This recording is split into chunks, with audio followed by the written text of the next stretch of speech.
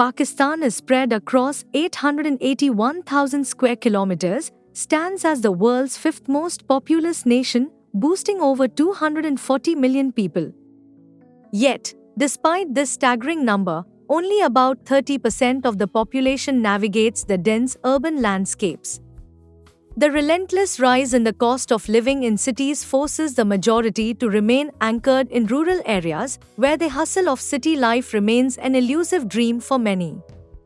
Pakistan is a South Asian country bordered by India, Afghanistan, Iran, and China. Pakistan's capital is Islamabad, a city of about 1.2 million people.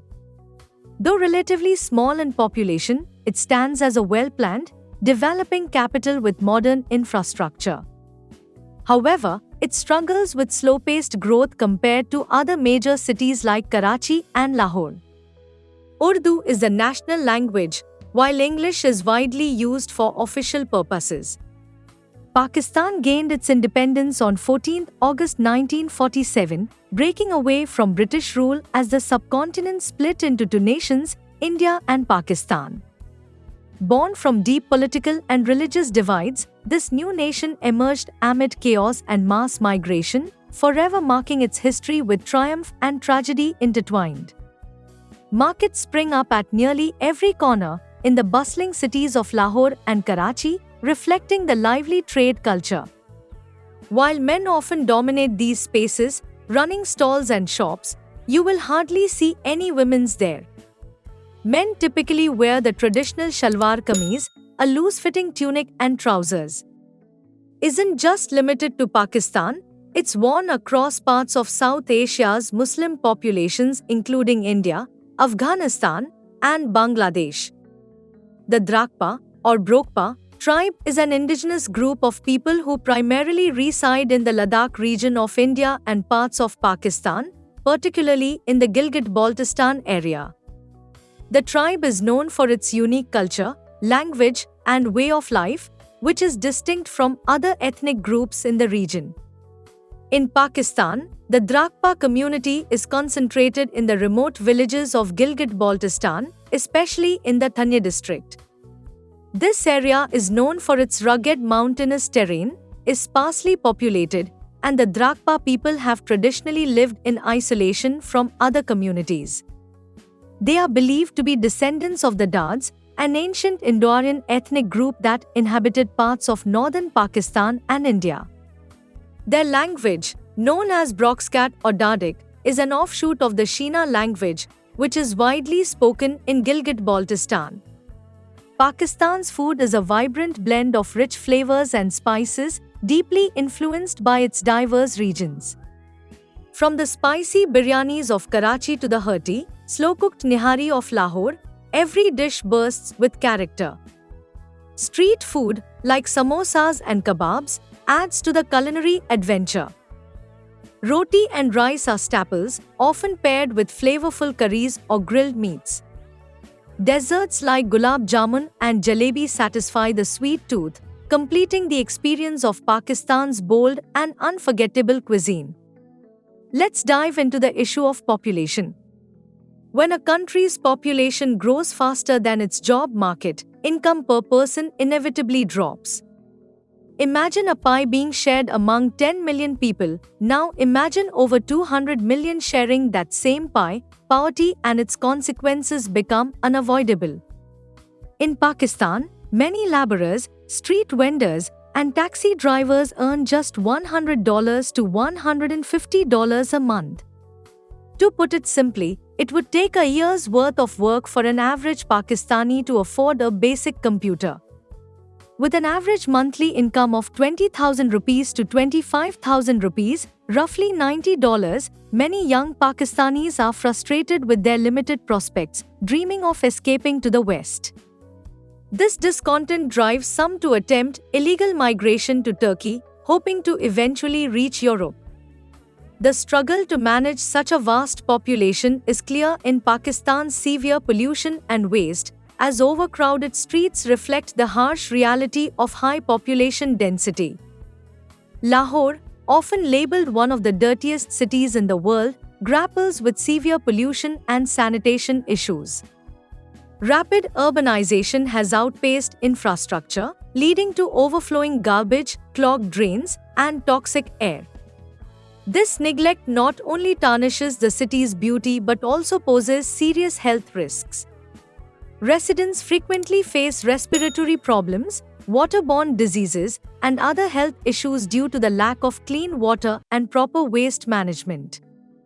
The stench of waste and pollution becomes a part of daily life, making it a struggle for citizens to maintain a healthy lifestyle amidst these overwhelming challenges.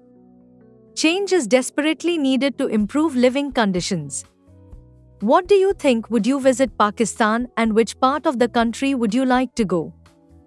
You will be amazed to know that street barbers are common in Pakistan, offering affordable haircuts for those who can't afford salon prices. These barbers set up makeshift shops on busy corners, providing quick services at low rates. This practical solution helps many people look sharp without breaking the bank, turning an ordinary street into a bustling salon. The monsoon can be a significant problem in Pakistan.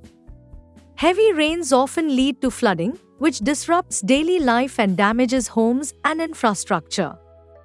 The lack of proper drainage systems exacerbates the situation, causing waterlogged streets and making travel difficult, while also increasing the risk of waterborne diseases. Lahore is known for having some of the dirtiest air in the world, making it hard to take a deep breath. Invisible dust particles hang in the air, harming health, especially the lungs, as confirmed by international statistics. The city's environment is also unhygienic, which can be shocking for visitors from Western countries. Streets are often littered with garbage, and sewage smells linger in the alleys, while food sold in shops is usually prepared under unsanitary conditions. Street food, often made with bare hands, might deter some, yet many still indulge without a second thought. The unpaved roads kick up dust as cars drive by, and heavy traffic adds to the smoke and pollution in the air. If you have respiratory issues, wearing a mask is advisable. In Lahore, most of the population has bronze or dark skin, and many street vendors are men over 30, as younger people often seek better opportunities abroad. In 2023, over 50,000 Pakistanis applied for asylum in countries like Italy, Canada, and the UK. While walking through the city, you'll notice motorcycles are the main mode of transportation. Due to economic constraints and traffic congestion, many choose bikes for their affordability and ease of navigation. This trend has led to a rise in motorcycle repair shops throughout the city. However, Pakistan faces not only population challenges but also natural disasters. The country is highly vulnerable to monsoon rains, and many cities struggle with infrastructure that can't handle heavy downpours, resulting in frequent harm to the people living there.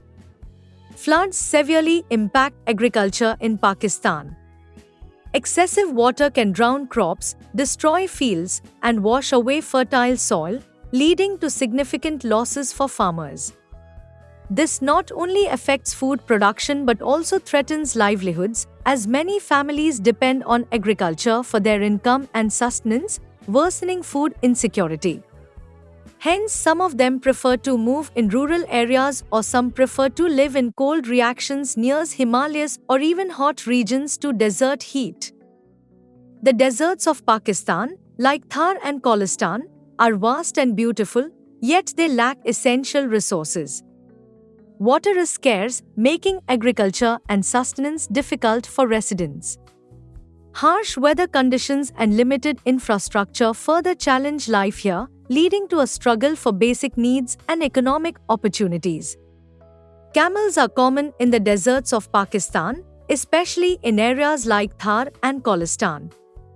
They are vital for transportation and as pack animals, helping people carry goods across the arid landscape. Camels can survive on little water, making them well-suited for desert life. Accessing water in these regions can be challenging. People often rely on traditional methods, such as digging wells or using hand pumps.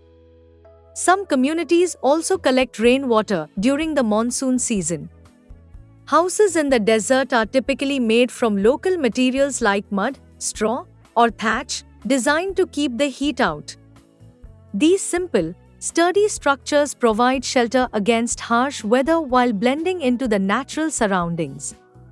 Wrestling competitions are quite popular in rural areas of Pakistan, where they are seen as both a sport and a cultural event.